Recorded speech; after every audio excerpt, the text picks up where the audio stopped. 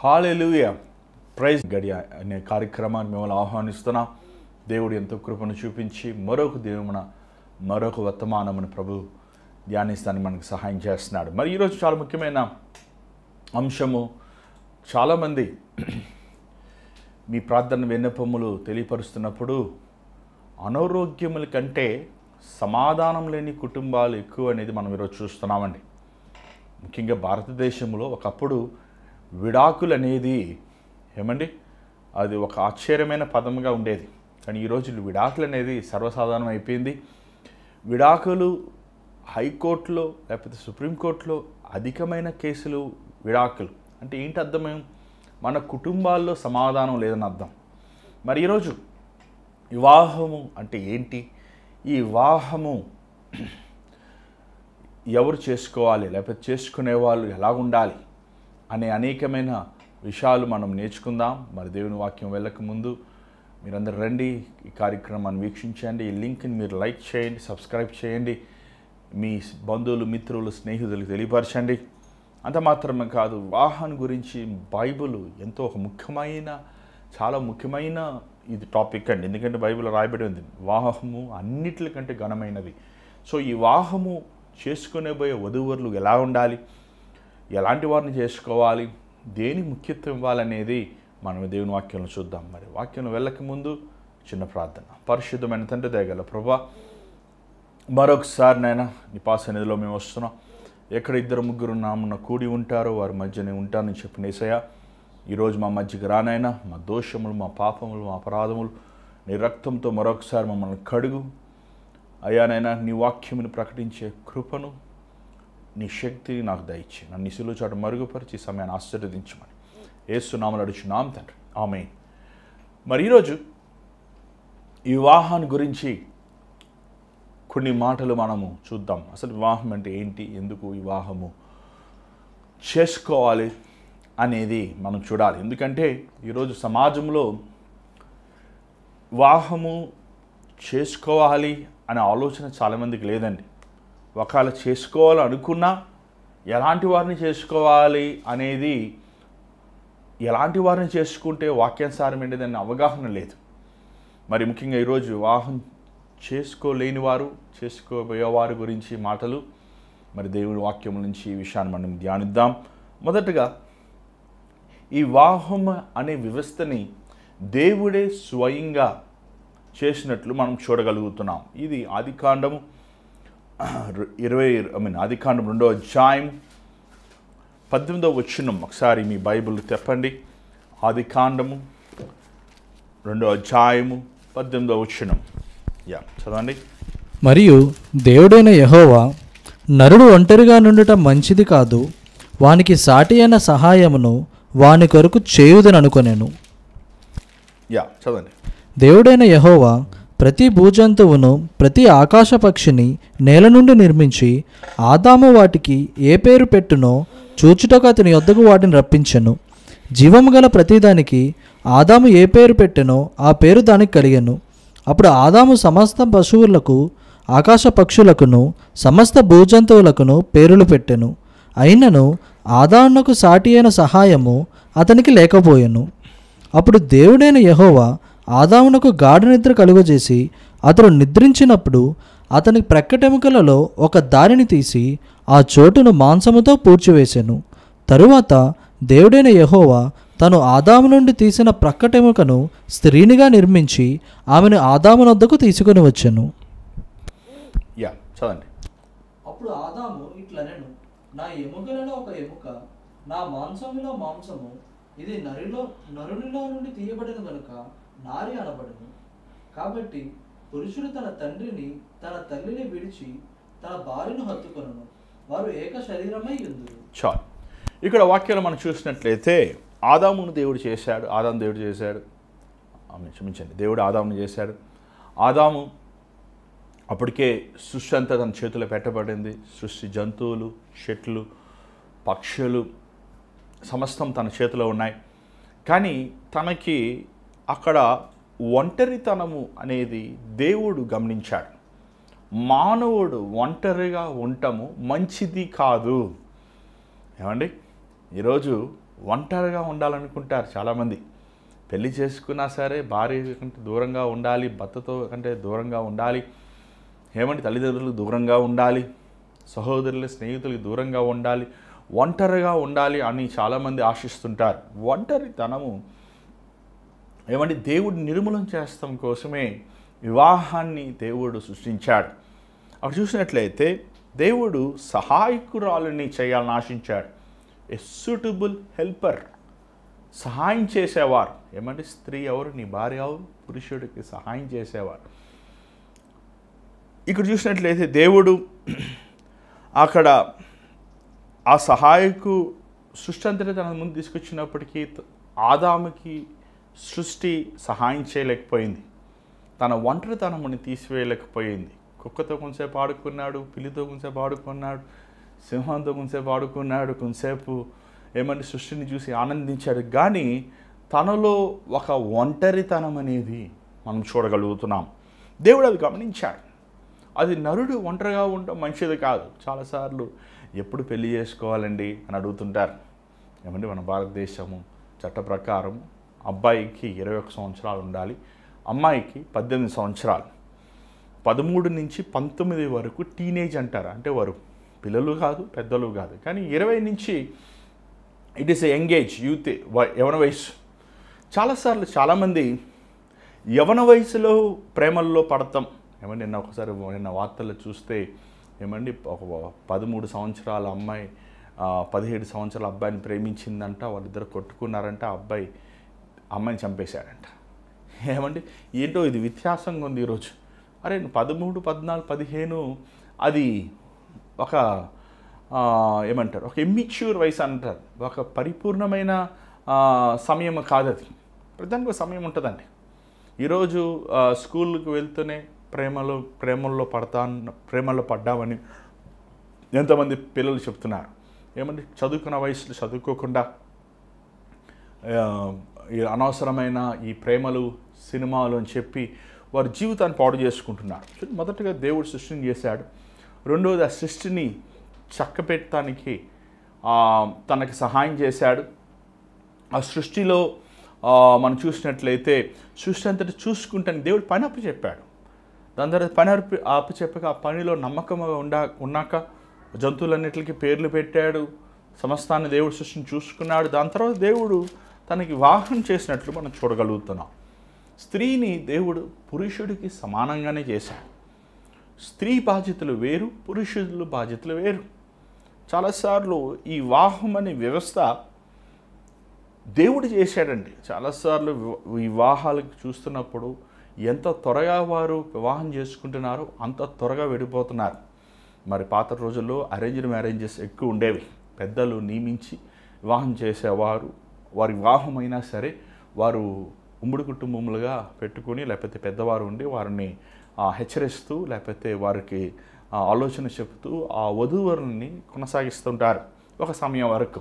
కానీ ఈ రోజులు అలా లేదు కదా. వాళ్ళే చూసుకుంటాం ఫేస్బుక్లో, ఇన్స్టాగ్రామ్లో, ట్విట్టర్లో అమ్మాయిని చూసుకొని, అబ్బాయిని చూసుకొని, అబ్బాయి ఎత్తుగా ఉన్నాడు, అబ్బాయికి ₹1,00,000 జీతం, లేకపోతే అమ్మాయి తెల్లగా ఉంది, లేకపోతే బాగా డబ్బు ఉంది అని చూసుకుని పెళ్ళిళ్ళు చేసుకుంటున్నారు ప్రేమించి అని. ప్రేమ పెళ్ళి అయినా, అరేంజ్డ్ మ్యారేజ్ అయినా సరే ఈరోజు వివాహాలు కూలిపోతున్నాయి. కారణం ఏంటంటే వివాహం అని దాని విలువ అర్థం చేసుకోకుండా వివాహం చేసుకుంటున్నారు. చూడండి, దేవుని వాక్యం చాలా స్పష్టంగా ఉంది. దేవుడి వివాహము ఒక ఉద్దేశంతో చేశాడు. ఏంటి ఆ ఉద్దేశం అంటే ఒక స్టేబుల్ అయిన కుటుంబం, ఒక ఇల్లు, ఒక స్థిరమైన గృహముని, ఆ గృహములో నుంచి చక్కని బిడ్డలు ఎదిగి పెద్దవారుగా తీర్చిదిద్దబడతాము నిమిత్తము దేవుడు కుటుంబం అనే వ్యవస్థను చేశాడు.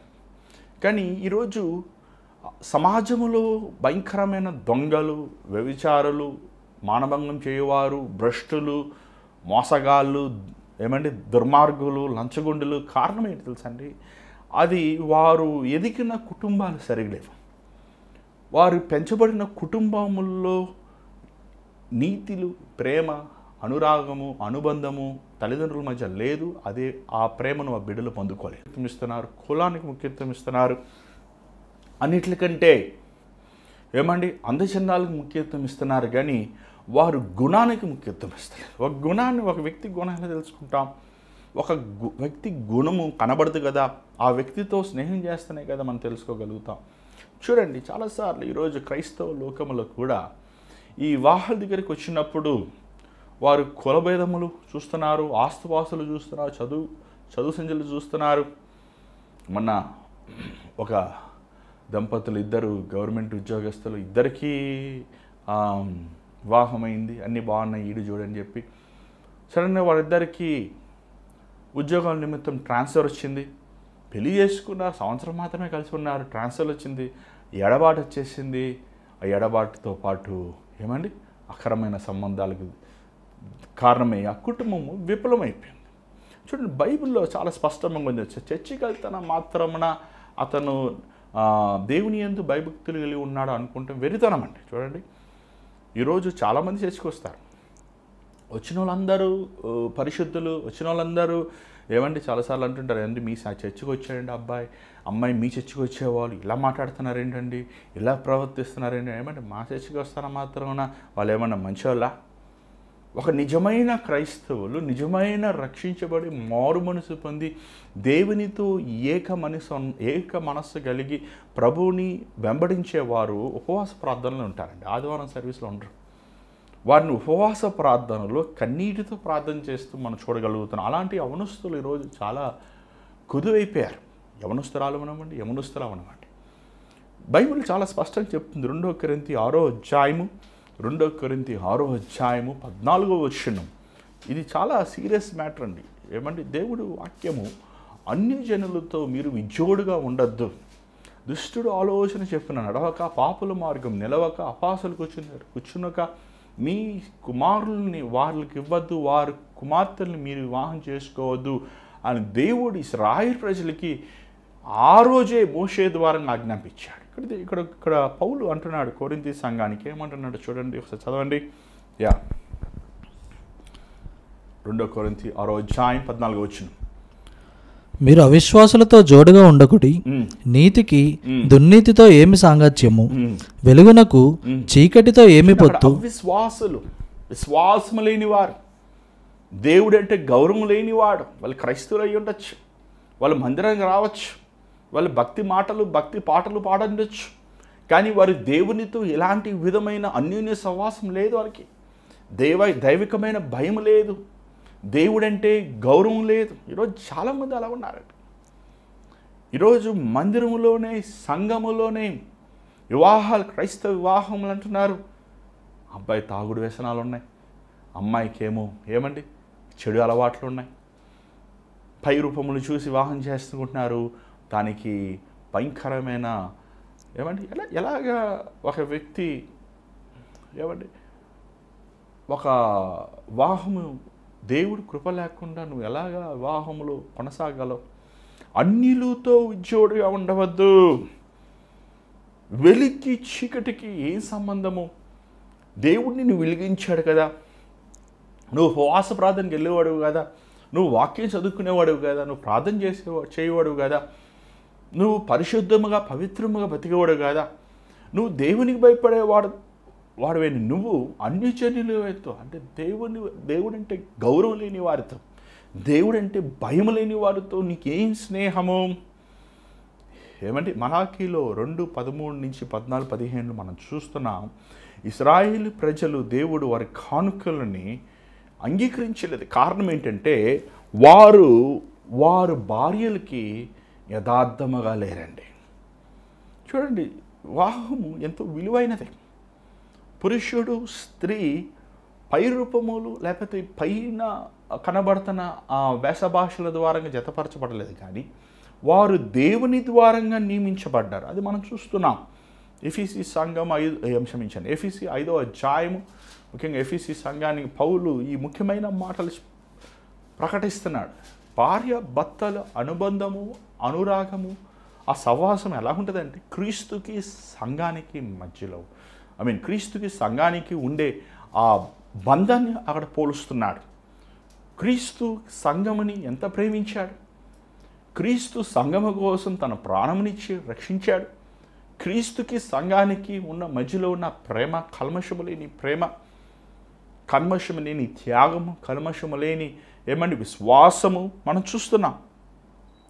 ఇక మనం చూసినట్లయితే అలాంటి పరిశుద్ధత, అలాంటి ప్రేమను కలిగి ఉండాలి అనేది భార్యాభర్తల మధ్య పౌలు క్రీస్తుని సంఘాన్ని ఒక ఉదాహరణ తీసుకొని భార్యాభర్తలు అలా ఉండాలని విలువైన అమూల్యమైన మాటలు మనం వాక్యంలో ప్రకటించినట్లు మనం చూడగలుగుతున్నాం. అంత మాత్రం కాదు, వివాహము ముఖ్యమైన రాయి, the corner stone, the foundation stone and ప్రేమ.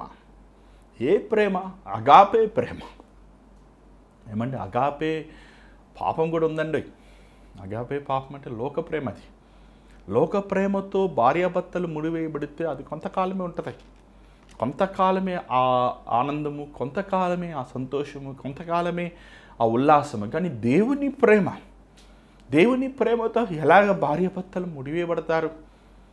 ఏమండి, దేవుని ప్రేమతో నువ్వు ముడివేయబడాలంటే ముందు ఇద్దరు వరువులుగా వివాహం చేసుకుని పోయే మీరు రక్షించబడి ఉండాలి, మారు మనసు పొంది ఉండాలి, దేవునితో అన్నిని సహవాసం చేయబడి ఉండాలి, పరిశుద్ధాత్మతో నింపబడి ఉండాలి. మీరు దేవుని ఎదుట మీ హృదయాన్ని పరిశుద్ధంగా కాపాడుకోవాలి. ఏమండి, ఒక గ్లాసులో మంచినీళ్ళు, ఒక గ్లాసులో మురికి నీళ్ళు, రెండు మనం ఒక జగ్లో పోస్తే మంచినీళ్ళు కూడా చెడ్డ నీళ్ళుగా అయిపోతాయి. ఏమండి, అర్థం చేయండి మీకు? మనం చాలాసార్లు వివాహం విషయంలో చేసుకునిపోయే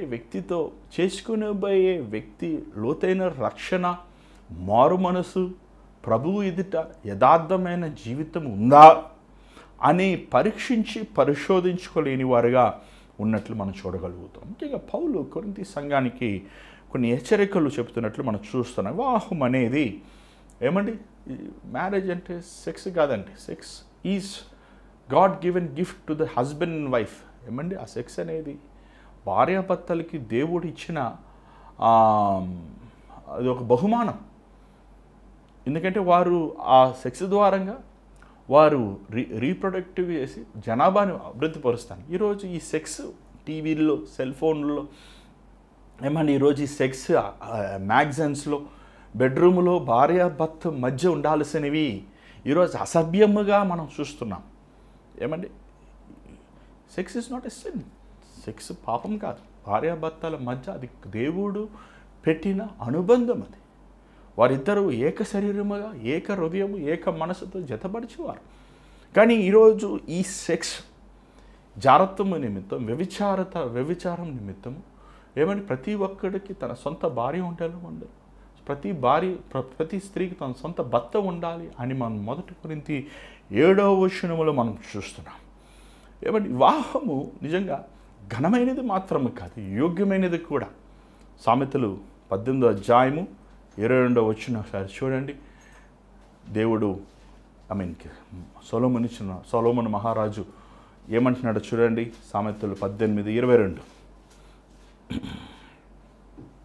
చదవండి. భార్య దొరికిన వానికి మేలు దొరికెను. భార్య దొరికిన వారికి మేలు దొరికెను. అట్టివాడు యెహోవా వలన అనుగ్రహం పొందినవాడు. ఏమండి, భార్య దొరికిన వారికి మేలు దొరికెను. నీ మేలు దొరికిన నీ భార్యను పట్టుకుని సతాయిస్తుంటావు, అపాసిస్తుంటావు, ఎగతాళి చేస్తుంటావు. చూడండి, ఒక ఆయన భార్య దొరికిన మేలు దొరికిన మానేసి మేకు దొరుకునని చెప్పాడంట. ఏమండి, నిజంగా ఈరోజు భార్యాభర్తలు ఏక మనసుతో ఉంటే, భార్యాభర్తలు ఒక మాట మీద నిలబడితే, భార్యాభర్తలు ఏమండి ప్రేమలో, విశ్వాసములో, పవిత్రతలో ఏమండి క్రీస్తుని వెతుకువారుగా ఉంటే ఆ కుటుంబంలో ఎంత సమృద్ధి తెలుసా అంటే, ఎంత ఆనందం తెలుసా. నువ్వు పరలోకానికి వెళ్ళాక ఏదో పరలోకంలో హాయిగా ఉండాలి, లేకపోతే పరలోకంలో సంతోషంగా ఉండాలి. ఆ సంతోషం తన కుటుంబం అనే వ్యవస్థ ద్వారంగా, ఏమండి వివాహం అనే వ్యవస్థ ద్వారంగా నీ భార్యతో, లేకపోతే నీ భర్తతో, నీ బిడ్డలతో నువ్వు పరలోకాన్ని అనుభవించాలని ఆశించాను. కానీ ఎప్పుడైతే పాపం ప్రవేశించింది, ఎప్పుడైతే తినకూడని ఫలం తిన్నారో ఆ కుటుంబం నరకం అయిపోయింది. ఏమండి, ఏమన్నాడు ఆదాము, ఎందుకయ్యా ఈ ఫలం తిన్నావు? ఇదిగో నువ్వు ఇచ్చిన స్త్రీయే. ఏమండి, అంతవరకు నా ఎముకల్లో నా ఎముక, నా మాసములో నా మాసమా అని అన్ని కవితలు చెప్పిన ఆయన ఏమయ్యాడు? పాపం వచ్చిన వెంటనే తన భార్యను ద్వేషిస్తాం. ఏక శరీరంగా ఉన్న వ్యక్తి ఒకరి కొరతలు ఒకరు చెప్పుకుంటాం మనం చూస్తున్నాం. ఈరోజు భార్య భర్తలు కూడా అంతే. భర్తలో ఉన్న మంచి చూడరు, భార్యలో ఉన్న మంచి చూడరు, భార్యలో ఉన్న లోపాలు చెప్తారా? చెప్పేయో కనీసం దేవుడికి చెప్పుకున్న బాగుంటుంది. ఏమని మనుషులు చెప్పుకుంటుంటారు, లోకాలను చెప్పుకుంటుంటారు. మూడో వ్యక్తి చెప్తుంటారు. దేవుడికి చెప్పుకో నీ భర్త లోపాలు, నీ భార్య లోపాలు. ఏమంటే నీ భర్త లోపములు, నీ భార్య లోపములు పరాయ పురుషుడితో, పరాయ స్త్రీతో, లేకపోతే తల్లిదండ్రులతో, లేకపోతే పెద్దలతో, లేకపోతే వారితో వీరితో చెప్పుకుంటాం వల్ల ఏం ప్రయోజనం? వారు ఏమైనా మార్చగలరా ఒక మనిషిని? అది నిన్ను నువ్వు అవమానించుకున్నట్లే. ఏమంటే ఇక్కడ ఇక్కడ ఇక్కడ మనం చాలా ముఖ్యమైన ఒక అంశం గమనించాలి. భార్య భర్తలు ఏక శరీరం. ముఖ్యంగా ఈరోజు చాలామంది వివాహం చేసుకునే వారికి కొన్ని ముఖ్యమైన మాటలండి. చూడండి, నువ్వు వివాహం చేసుకునబోయే నీ భర్త కావనమే లేకపోతే నీ భార్య కావనవి, నువ్వు ఇచ్చే ఒక బహుమానం, విలువైన బహుమానం ఏంటి తెలుసా? కట్నాలు కానుకలు కాదు, లేకపోతే వాచ్లు, కార్లు, వాకులు కాదు, కానీ నీ కన్నితనం. ఏమండి, నీ హృదయమును పవిత్రంగా పెట్టుకోవాలి, నీ దేహాన్ని పవిత్రంగా పెట్టుకోవాలి. ఇది చాలా ముఖ్యమండి. ఈరోజు యవనస్తులు పవిత్రంగా లేరు. పురుషులు ఏమనవండి, స్త్రీలు ఏమనవండి, బాయ్ ఫ్రెండ్ అంటూ, గర్ల్ ఫ్రెండ్ అంటూ విచ్చలవిడిగా తింటాం. ఏమన్నా జంతువులా? కుక్కల కుక్కలకి మనుషులకి వ్యత్యాసం లేవా? మనసు లేదా అండి మనుషులకి? ఈరోజు ఎంతోమంది వివాహం కాకముందే అక్రమ సంబంధం, పరాయ పురుషుడితో, పరాయ స్త్రీతో, ఏమంటే వ్యభిచారము, జారత్వాన్ని చోటిచ్చి వారు దేవుడిచ్చిన పరిశుద్ధతను పోగొట్టుకుంటారు. దానివల్ల నీ కుటుంబంలో ఆనందం పొందలేవండి. అలాంటి వల్ల నీ కుటుంబంలో సంతోషం పొందలేవు. నువ్వు సమాధానంగా నీ భార్యతో నువ్వు కాపురం చేయలేవు, నీ భర్తతో నువ్వు కాపురం చేయలేవు. ఈరోజు ఇది చాలా సీరియస్ మ్యాటర్ అండి. ప్రేమ అంటూ ఎంతోమంది ఈరోజు వారి యవ్వన వయస్సులో దేవుడిచ్చిన ఆ పరిశుద్ధతను పోగొట్టుకుంటున్నారు. ఏమండి, ఈరోజు ఇదే మాట అమెరికాలో బోధిస్తే ఏమండి అక్కడున్న వారు నవ్వారండి, ఎటతాలు చేశారు. ఏంటండి ఈ రోజుల్లో కూడా ఇలాంటి వాక్యాలు ఏంటండి? ఎంతోమంది యవనస్తులు తెలుసా అండి, ఎంతోమంది బ్రదర్స్, ఎంతమంది సిస్టర్స్, అన్న ఒక అబ్బాయిని ప్రేమించాను, ఒక అబ్బాయితో నేను అక్రమైన సంబంధంలో ఉన్నా, ఇప్పుడు అబ్బాయి ఇంకో వివాహం చేసుకున్నాడు, నేను ఇంకొక ఆయన చేసుకున్నా, నేను ఇంత బతకలేకపోతున్నాను, జీవించలేకపోతున్నాను. ఎంతమంది పురుషులు చెప్పారు తెలుసా అండి? తమాషా కాదండి. Sex is not easy. Sex చూస్తాను ఫస్ట్ థ్రిల్గా ఉంటుంది, కానీ ఎప్పుడైతే నువ్వు ఆ పాపములు, లైంగికమైన పాపములు నువ్వు పాలు పొందుతావో, అది సంతోషం ఇవ్వాల్సినది, ఆనందమును ఇవ్వాల్సినది, అది నిన్ను నేరరూపమైన మనసుతో జీవితాంతం కుమిలి ఏడ్చాలి. ఆ జ్ఞాపకాలు పోలేక, చావలేక, బతకలేక. ఈరోజు ఎంతమంది యవనస్తులు పవిత్రతను పోగొట్టుకున్నారు. ఏదో ఒక ఎకిలితనముతో మాట్లాడతాం, ఏదో ఒక తమాషగా ఫోనుల్లో మాట్లాడి పాపానికి చోటిచ్చి ఎంతోమంది ఈరోజు పరిశుద్ధతను పోగొట్టుకున్నారు. చూడండి, నువ్వు చేసుకుని పోయే పురుషుడు అవనవ్వండి, స్త్రీ అవనవ్వండి, కొన్ని ముఖ్యమైన గుణగుణాలు ఉండాలి. మొదటిగా అలాంటి వారిని మనము ఎక్కడ అనుకుంటాం చెప్పండి? అవును, ఉపవాస ప్రార్థనలకు అనుకుంటాం. ఉపవాస ప్రార్థన, అందుకే ఉపవాస ప్రార్థనకి వెళ్ళి అబ్బాయిని అమ్మాయిని చూడొద్దు. ఏమండి, నీ కాపరి, మీరు వెళ్ళే సంఘానికి తండ్రి కాపరి, మీరు వెళ్ళే సంఘానికి మీకు దేవుడిచ్చిన ఆత్మీయ తండ్రి దీనికి తెలియపరచండి, మీ తల్లిదండ్రులు తెలియపరచండి. ఇలా వివాహం చేసుకోవాలనుకుంటున్నాం, మా కోసం ప్రార్థన చేయండి. వారు ప్రార్థన చేస్తారు, మీరు ప్రార్థన చేయండి. ఏమండి, ప్రేమ పెళ్ళి చేసుకోవచ్చా, చేసుకోకూడదా, అరేంజ్డ్ మ్యారేజ్ చేసుకోవాలా, చేసుకోకూడదు, అది కాదు అది పాయింట్. మీరు ప్రార్థన చేయండి. జీవితాంతము ఉండే ఒక వివాహం కోసము, జీవితాంతము కలిసి జీవించిపోయే భాగస్వామి కోసము నువ్వు ఉపవాసం ఉండి ప్రార్థనించి, అది చాలా ముఖ్యమైన ఘటన అండి, చాలా ముఖ్యమైన విషయం అది. ముఖ్యంగా కొన్ని మనకు సూచనలు ముఖ్యమండి. బైబిల్లో మనం చూస్తున్నాం చాలాసార్లు, ముఖ్యంగా బ్రదర్స్, సిస్టర్స్ ఈరోజు మ్యారేజెస్ చేసుకున్నప్పుడు, పురుషుల్ని వివాహం చేసుకున్నప్పుడు వాక్యం సరే కొన్ని గుణగుణాలు ఉన్నాయండి. చూడండి, ఏంటో మనం చూద్దాం. బైబిల్లో ఒక వ్యక్తి ఉన్నాడు, ఆ వ్యక్తి పేరు యోబు. ఒకసారి మీరు యోబు గ్రంథాన్ని చూడండి, ఒకసారి తెరవండి. యోబు మొదటి అధ్యాయము. యోబు గురించి కొన్ని మాటలు మనం చూద్దాం. చదవండి, యోబు మొదటి అధ్యాయము మొదటి వచనం.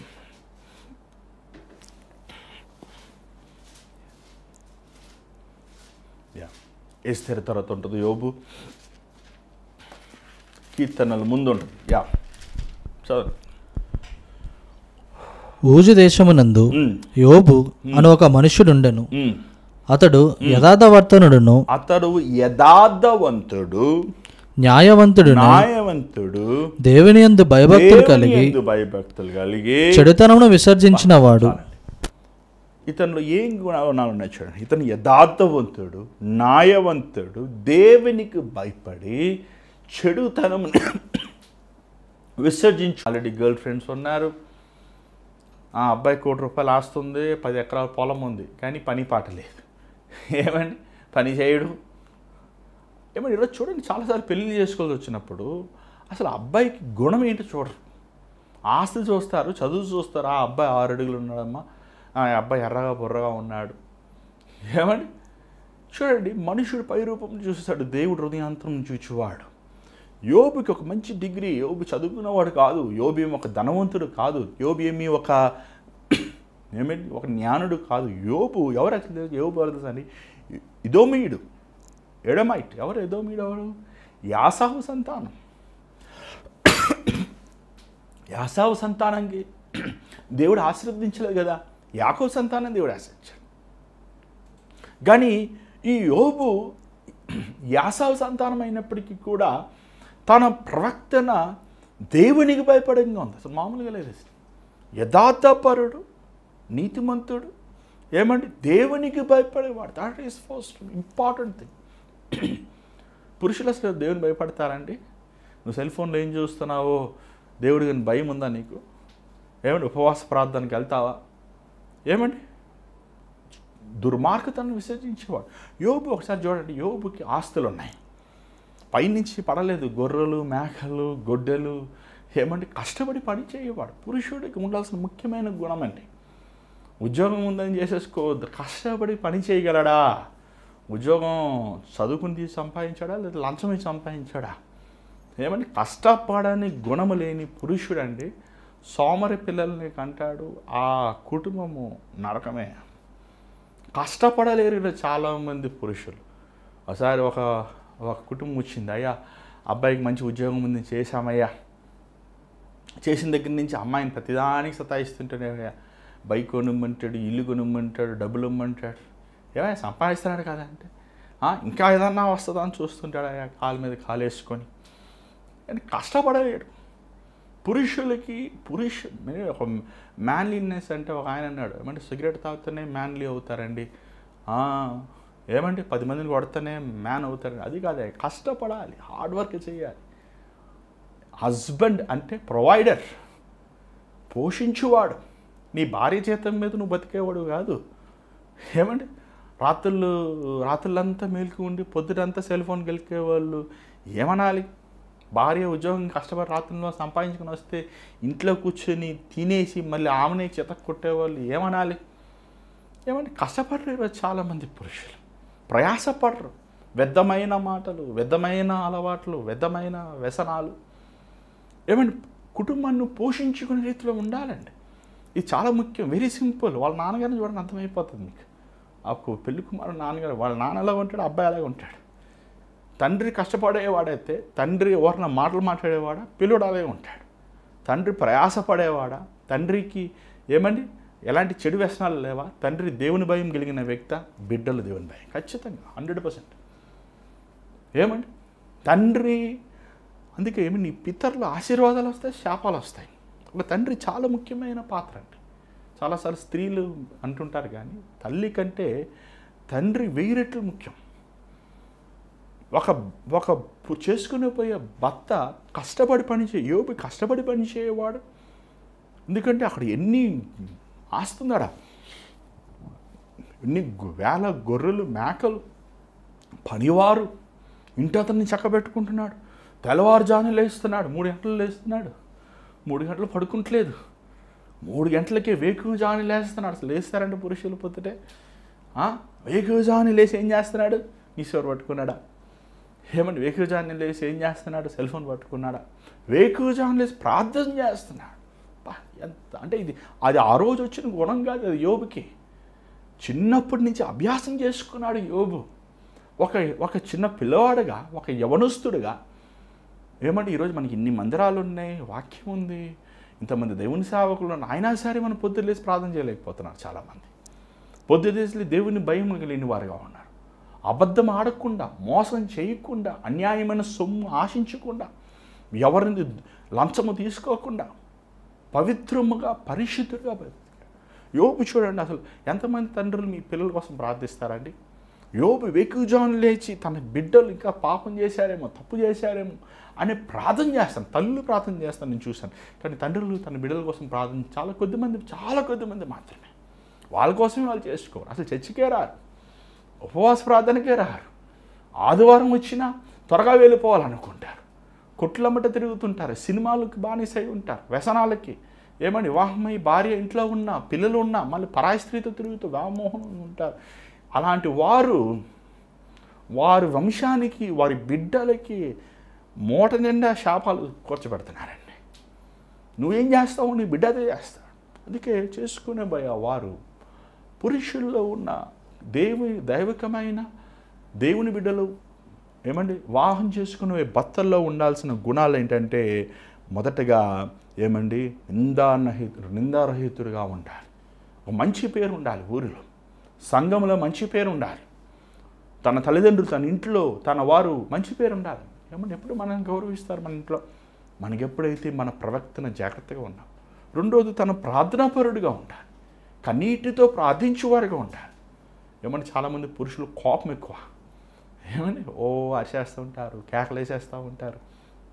అది ఏమంటే వారు వివాహం చేసుకునేది రాలేదు, వాళ్ళ నాన్నలా ఉంటారు, అదే సేమ్ ప్యాటర్న్ వీళ్ళు ఫాలో చేస్తారు. ఏమండి అమ్మను చాలామంది అంటుంటారు, అయ్యా నా భర్త నన్ను కొట్టాడు. అది ఎందుకు, ఎక్కడి నుంచి నేర్చుకున్నాడు ఆ బాబు? చిన్నప్పటి నుంచి వాళ్ళ నాన్న వాళ్ళ అమ్మను కొడుతూ చూశాడు, అదేం చేస్తాడు. ఏమండి మళ్ళీ వాళ్ళ పిల్లలు అది చేస్తారు. అది వెర్రగొట్టబడాలి. యేసు ప్రభు రక్తము ద్వారంగా ప్రతి పితరుల శాపము కొట్టవేయబడాలి. ఒక తండ్రిగా నీవు ప్రవర్తన చాలా ముఖ్యమండి. చాలామంది వివాహం అయిపోయాక కూడా వారి భార్య బిడ్డలు కన్నా కూడా వాళ్ళ ప్రవర్తన మార్చుకోరు, చర్చికి రారు. ఏమన్నా ఇంకా ఫ్రెండ్స్ తిరుగుతుంటారు. ఏమండి దయచేసి ఆ స్నేహితులను దూరంగా పెట్టండి. ఆ స్నేహితుల ద్వారంగా చాలా సమస్యలు. మన సహోదరుని చెప్తున్నాడు, కన్నీటితో చెప్తున్నాడు, అన్న ఇలా ఒక ఫ్రెండ్ వచ్చాడు మా ఇంటికి, నా చిన్నప్పుడు ఫ్రెండ్ అండి. ఆ ఫ్రెండ్ వస్తూనే ఉన్నాడు. ఏమండి ఆ ఫ్రెండ్ ఇంటికి తీసుకొస్తున్నాడంటే ఇంట్లో కూర్చొని తాగుతున్నాడు, ఆశలేస్తున్నాడు. ఓ రోజు వాడి భార్య తనతో పాటు వెళ్ళిపోయింది. ఇప్పుడు 2 పిల్లలు ఉన్నారు, నన్ను ఏం చేయమంటావు? ఎవడిచ్చాడు చోటు, ఎవడు రమ్మన్నాడు? అసలు ఏం ఫ్రెండ్స్ అయ్యా నీకు? నీ ఇల్లు దేవుని మందిరం, తెలుసా అదే? అసలు లోకస్తులతో నీకేంటి స్నేహం? అన్యులతో నీకేంటి స్నేహం? ఏమంటే ఫ్రెండ్స్ ఏంటి అసలు? నీ భార్య నీ ఫ్రెండ్, నీ పిల్లలే నీ ఫ్రెండ్. ఏమండి నీ మనసిప్పి ఆఫీస్లో ఉన్న ఆడవాళ్ళతో చెప్పుకుంటావు. ఇంకా చూసినట్లయితే యోబులో మనం గుణం చూడగలం. యోబు కష్టపడి పని చేయవాడు. యోబు తెల్లవారుజామున లేచి ప్రార్థన చేయవాడు. మామూలు విషయం కాదు ఇది, మామూలు విషయం కాదు. మూడోది, యోబుకి సహనం ఎక్కువ. పురుషుడు సహనం ఉండదండి. సహనం నీలో చేసుకుంటే అంతే నరకం, నా జీవితమే నరకం అయిపోద్ది. ఏమంటే చాలాసార్లు నీ బైబిల్లో సెలవిచ్చింది, నీ భార్య బలహీనమైన ఘటమని ఎరిగి జ్ఞానముతో ప్రవర్తించు. కొన్నిసార్లు నీ భార్య కోపములో నీ మాటలు మాట్లాడినా, కొన్ని క్రియలు చేసినా నీకు సహనము లేదనుకో, ఆ కుటుంబం విఫలమైపోద్ది. యోబు ఇంత పోగొట్టుకున్నా కూడా ఆ బూడిదలోకి వచ్చి తన భార్య అంటుంది, దేవుని నువ్వు శపించి చచ్చిపోకూడదా అంటే తన భార్యను తిడతలేదు తను. ఏమంటున్నాడు తెలుసా? ఏమంటున్నాడు తన భార్యతో? చూడండి ఒకసారి చదవండి, అదే అధ్యాయం 2వ అధ్యాయము 10వ వచనం చదవండి. అందుకతడు, మూర్ఖురాలు మాట్లాడునట్లు నీవు మాట్లాడుచున్నావు. ఏమంటే మూర్ఖురాలు నువ్వు మూర్ఖురాలు అంటలేదు. ఆయన భార్యను పట్టుకుని మూర్ఖురాలు అంటలేదు. ఏమని నీ భార్య మూర్ఖురాలేదు, నువ్వేమవుతావు? సగం మూర్ఖురాలు అవ్వక నువ్వు మూర్ఖుడు అవుతావు. మూర్ఖురాలు లాగా మాట్లాడుతున్నావు అంటున్నాడు. That's a difference. నువ్వు మూర్ఖుడు మాట్లాడుతున్నావు, మూర్ఖుడివి నువ్వు మాట్లాడతావు. నువ్వు మూర్ఖురాలువి అంటాం వేరు, మూర్ఖురాలు లాగా మాట్లాడతాం వేరు. ఏమని అంటూ ఏమన్నాడు చెప్పండి?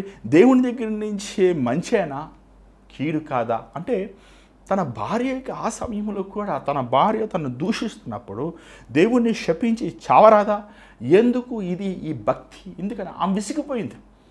ఏమంటే పిల్లలు చదివి 10 మంది పిల్లలు చచ్చిపోయారు, ఆస్తంతా పోయింది, ఆరోగ్యం పోయింది. యోబు నువ్వు సారాయి తాగలేదు, యోబు నువ్వు సిగరెట్ కాల్చలేదు, యోబు నువ్వు నన్ను తప్ప వేరే అమ్మాయిని ఎవరిని ముట్టలేదు, అయినా సరే నీకు ఎందుకు నీ బాధలు? యోబు తన భార్య అర్థం కాదు, సతమతం అయిపోయింది, ఆమె గ్రహించలేకపోయింది. కానీ యోబు సహనముతో తనకి జవాబిస్తున్నాడు. చూడండి, పురుషుడికి ఉండాల్సిన చాలా ముఖ్యమైన గుణం సహనం. చాలా సహనం కావాలండి. చాలాసార్లు పురుషులు ఉద్యోగం చేసి అలసిపోతారు. అలసిపోయిన సమయంలో ఏమైపోతే చెప్పండి, మన సహనము తక్కువైపోతుంది.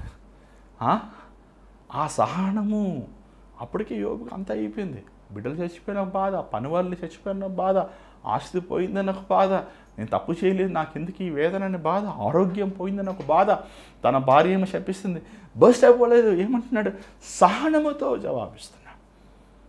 అది ఎక్కడి నుంచి పొందుకున్నాడు ఆ శక్తి?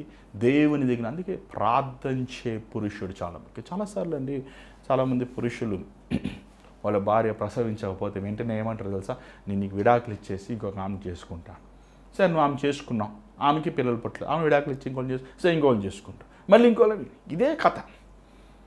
ఏమంటే చూడండి, బైబిల్లో మనం చూస్తున్నాం, ఇసాకును చూస్తున్నాం. ఒకసారి నా మాట చూడండి, ఇసాకు ఆది కాండము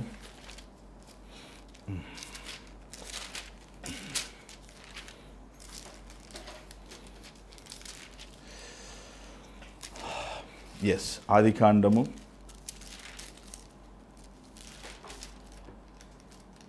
10. ఏమండి, తన భార్య తను ప్రార్థన చేయలేకపోతుంది. రెబెక్కాకు ప్రార్థన తెలియదేమో, రాదేమో, అలవాటు లేదేమో, కానీ ఇసాకు నేర్చుకున్నాడు ప్రార్థన అబ్రహాము దగ్గర నుంచి. తన భార్య నిమిత్తము తన ప్రార్థన చేశాడు. ఏమంటే పిల్లలు లేనప్పుడు ఎవరి లోపం అది? నీ భార్యలో పిల్లలే పుట్టలేదంటే అది ఎవరి కారణం? నువ్వే కారణం. ఏమంటే ఏమన్నా స్విచ్ చేస్తే కరెంట్ లైట్ వెలుగుతాను, ఫ్యాన్ వెలుగుతాను, వాళ్ళు ఏం చేయగలుగుతారు? ఒక జీవమును ఒప్పించేది, జీవాన్ని సృష్టించేది దేవుడు ఒక్కడే. డాక్టర్లు ఏం చేయలేరు. ఈరోజు ఐవీఎఫ్ ట్రీట్మెంట్లు, ఏవో ట్రీట్మెంట్లు తీసుకుంటున్నారు, ఏవో మందులు తీసుకుంటున్నారు. ఎన్ని మందులు తీసుకున్నా, ఎన్ని ట్రీట్మెంట్లు తీసుకున్నా దేవుడు కనికరిస్తే తప్ప గర్భఫలము రాదండి. ఇసాకు ప్రార్థన చేసినప్పుడు దేవుడు ఇసాకు ప్రార్థనను జ్ఞాపకం ఉంచుకున్నాడు.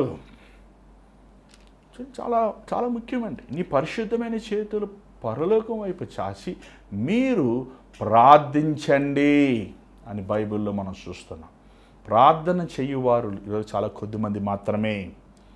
పురుషులు ప్రార్థన చేయని వారుగా లేరు. చూడండి, వివాహంలో ముఖ్యంగా స్త్రీలు మీరు వివాహం చేసుకోవాల్సి వచ్చినప్పుడు క్రైస్తవ వివాహంలో పురుషుడికి ఏమంటే మొదటగా ఒక మంచి పేరు, నిందారహితుడిగా ఉండాలి, కష్టపడి పని చేసే స్వభావం ఉండాలి, మూడవది ప్రార్థనాపరుడిగా ఉండాలి, నాలుగవది సహనం ఉండాలి. ఏమంటే ఈ ముఖ్యమైన గుణాలు మీరు ఉపవాసం ఉండి చేసుకుని, అబ్బాయి ఆస్తుంది కాబట్టి, చదువుకున్నాడు కాబట్టి, వాళ్ళ నాన్నగారు ఒక పెద్ద అధికారి కాబట్టి మీరు వివాహం చేసుకోవాలి. వివాహం చేసుకోవాల్సి వచ్చినప్పుడు యోగ్యమైన వ్యక్తి, దేవుని చిత్తంలో. నేను చాలామందిని చూశాను, చాలామందిని చూశాను. వాళ్ళ స్థితి ముందు ఏముండకపోవచ్చేమో, వారి స్థితి చాలా దీనమైన స్థితి, కానీ దేవుడు అంతంలో చాలా చాలా గొప్పగా వారిని ఆశీర్వదిస్తారు. కాబట్టి పై రూపమును మనుషులు చూస్తారు. దేవుడు చిత్తములో మీరు వివాహం చేసుకుని గుణం అనేది చాలా ముఖ్యం. నీ బిడ్డలు ఏమంటే ఎంతన్నా కాదన్నా నీ భర్త గుణగుణాలు నీ బిడ్డలో చాలా ఉంటాయి. అది దైవికమైన గుణగుణాలు, మంచివైతే మంచి, చెడ్డవైతే చెడ్డవి. కాబట్టి వివాహం చేసుకున్నప్పుడు మీరు చేసుకునిపోయే ముఖ్యంగా పురుషుల్ని మీరు దైవికముగా దేవుని భయం కలిగి ఉన్న వారిని చేసుకోవాలనేది దేవుని వాక్యం మనకు సెలవిస్తుంది. మరి స్త్రీలను ఎలా వారికి ఎలాంటి గుణగుణాలు ఉండాలి అనేది మనం రేపు ధ్యానిద్దాము. ఈ వివాహములో ఎలా జ్ఞానవంతురాలని ఎలా పిలుస్తాము ఒక స్త్రీని అనే విషయాన్ని మనం తెలుసుకుందాం. ఎలాగ వారు కట్టుకుంటారు ఒక గృహాన్ని, ఎలాగ జ్ఞానవంతురాలని మనము కనుగోగలము. ఏమండి ఈ విషయాలు రేపు మనం చూద్దాము. మరి ఈ విషయములు వివాహము ఈ టాపిక్ నేను మరలా తీయాల్సి వస్తుంది. ఎందుకంటే చాలామంది నాకు ఇంచుమించు ఒక 100 మంది మీరు ఫోన్ కాల్స్ చేస్తే 80% వరకు కుటుంబ సమస్యలే. 20% ఏమైనా జబ్బులు అనారోగ్యాలు ఉన్నా 80% భార్యాభర్తల అంచెదినముల్లో సాతానుగాడు చేసే ఒక భయంకరమైన కుట్ర ఏంటంటే కుటుంబాలను పాడు చేయాలని. కుటుంబం వ్యవస్థ దేవుడు చేశాడు, ఆ వ్యవస్థ లేకుండా చేయాలని. కాబట్టి మనం ఇంకనూ రాబోయే రోజుల్లో దీని గురించి వాక్యంను ధ్యానించి అనేక విషయాలు మనం నేర్చుకుందాం. దయచేసి రేపు కూడా ఈ అంశాన్ని మనం ధ్యానించాలని ఆశిస్తున్నాను. మళ్ళీ యాజ్ యూజువల్ శనివారం మరి బైబిల్ డిసైపుల్షిప్ ట్రైనింగ్ టాపిక్ తీసుకోవాలని ఆశిస్తున్నాను. ఇంకా దేవుని చిత్తం అయితే వచ్చే రోజుల్లో ఇంకా మరొక కొన్ని టాపిక్స్ తీసుకొని ఎలాగ మన జీవితాన్ని దేవుని దృష్టిలో కట్టుకోవాలి, ఎలా మనం ప్రభు చిత్తంలో ఉండాలి అనే విషయాలు మనం అనేకమైనవి ధ్యానిద్దాం. మరొకసారి వివాహం అన్నింటికంటే ఘనమైనది. వివాహం చేసుకుని పోయే మీరు దయచేసి పిచ్చి పిచ్చి ప్రేమలు అని చెప్పి మీ దేవుడిచ్చిన పవిత్రతను పాడు చేసుకోవద్దు. అన్యులతో విజోడుగా ఉండొద్దు. దేవుడు ఇచ్చిన ఈ జీవితాన్ని ప్రభు కోసం బ్రతకండి. మనం దేవుని కోసం యథార్థంగా బతకాలి. మరి యెహోషువ చెప్పినట్లు నేను నా ఇంటి వారు యెహోవాని సేవిస్తాం అనే వాగ్దానం ప్రకారం మన వంశం దేవుని కోసం బ్రతికేలాగా ఉండాలనేది మన ఆశావాంఛ కలిగి మనం ఉందాం. తల ఉంచని ప్రార్థన చేద్దాం. పరిశుద్ధమైన తండ్రి దయగల ప్రభువా, అయ్యా వివాహము అనే వ్యవస్థని ఈరోజు చాలామంది అర్థం చేసుకోకుండా వివాహం చేసుకుంటున్నారయ్యా. వివాహములో నువ్వు ముఖ్యమైన వ్యక్తివి నాయన. భార్య భర్త, పురుషుడు స్త్రీ నువ్వు చేసావు. ఆదాము హవ్వకు నువ్వు వివాహం చేసావు. కానీ ఎప్పుడైతే ఆ పాపం ప్రవేశించిందో ఆ వివాహం పాడైపోయింది అయ్యా. అయ్యా ఈరోజు చాలామంది అయ్యా కుటుంబాలు పాడైపోయిన స్థితిలో ఉన్నాయి నాయన. ముఖ్యంగా నాయన వివాహం చేసుకోబోయే నేను వధువరులు జ్ఞాపకం చేసుకో. యోగ్యమైన పురుషుని, యోగ్యమైన స్త్రీని వివాహం చేసుకుంటానికి సహాయం చేయి. పై రూపమైన వేషభాషలను చూసి మోసపోక అయ్యా మనుషు హృదయంలో ఉన్న కపటమైన సంగతులు నీకు మట్టికి అర్థమవుతుంది నాయన. దేవ యోగ్యమైన వారితోనైనా నీ బిడ్డలు వివాహం చేసుకుంటానికి ముఖ్యంగా సహోదరులకి ఆ కృపను అనుగ్రహించు. అయ్యా రేపు చిత్తమైతే మళ్ళీ రేపు కూడా ధ్యానిస్తానికి సహాయం చేయమని యేసునామములో అడుగుచున్నాం తండ్రి, ఆమేన్. మరి ఈరోజు దేవుని వాక్యంలోంచి మనకు కొన్ని విషయాలు నేర్చుకున్నాం. మరి రేపు కూడా మనం నేర్చుకుందాం. దయచేసి ఒక సీరియస్గా వెళ్తున్నాం. మరి దయచేసి వీక్షించాను. కొంచెం నేను టైం ఇటు అటు ఒక టైంకి నేను స్టిక్ అవ్వలేకపోతున్నాను, నన్ను క్షమించండి. నేను శాశక్తుల త్వరలోనే రేపు కూడా స్టార్ట్ చేస్తాను, ప్రయత్నిస్తాను. మరి ముఖ్యమైన గమనించండి. మరి హైదరాబాద్ ప్రాంతంలో షేక్పేటలో ప్రతి ఆదివారం తెల్లవారుజాము పొద్దున 10 గంటలకి R3 బ్యాంక్వెట్ హాల్లో కూడిక జరుగుతుంది. మరి ఈ ఆదివారం సర్వీస్లో మీరు రండి. చాలామంది మీరు ఫోన్లలో ప్రార్థన చేయించుకుంటున్నారు. ఎంతోమంది మీరు కలిసి ప్రార్థన చేయించుకోవాలని ఆశిస్తున్నారు. మరి ఈ అడ్రస్ మీకు స్క్రీన్లో మీకు బహుశా మీ స్క్రీన్ మీద కనబడుతున్న నెంబర్కి మీరు కాల్ చేస్తే మీకు ఆ వివరాలు ఇంకొని పంపిస్తాం. మేము ఆదివారం ఉంటానండి. ఆదివారం సర్వీస్ అయిపోయిన వెంటనే మీరు ఎంత దూర భారాలను వచ్చినా సరే మీరు ప్రార్థన చేయించుకోవచ్చు, మీరు రావచ్చు. మీ అందరి కోసం ప్రార్థిస్తానికి మేము సిద్ధంగా ఉన్నాం. అంత మాత్రం కాదు, మీ ప్రార్థన విన్నపములు దయచేసి స్క్రీన్ మీద కనబడే నెంబర్కి మీరు వాట్సాప్ వాయిస్ మెయిల్ పంపించండి. మీరు పంపించే ప్రార్థనలు వివరాలను పంపించవచ్చు. స్క్రీన్ మీద కనబడుతున్న దేవుని చేతి మీద కలుసుకుందాం. అంతా God bless you. Good night.